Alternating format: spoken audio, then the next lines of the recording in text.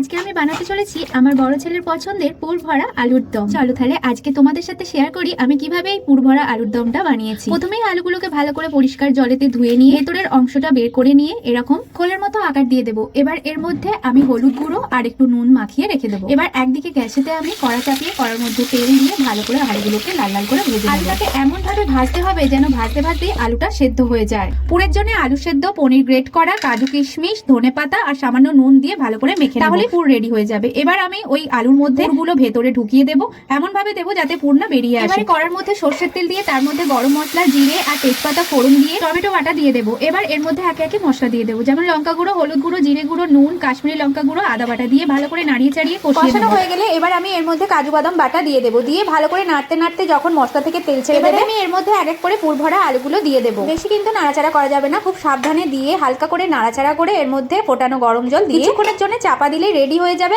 আজকের মতো সুস্বাদু এই পুর ভরা আলুর দমের রেসিপি। তোমাদের কার কার পুর ভরা আলুর দম খেতে ভালো লাগে অবশ্যই কিন্তু কমেন্টে জানাতে ভুলবে না। আজকের আমার এই রান্নাটি যদি তোমাদের ভালো লেগে থাকে অবশ্যই চ্যানেলটি সাবস্ক্রাইব করে পাশে থাকবে। সবাই ভালো থেকো, সুস্থ থেকো।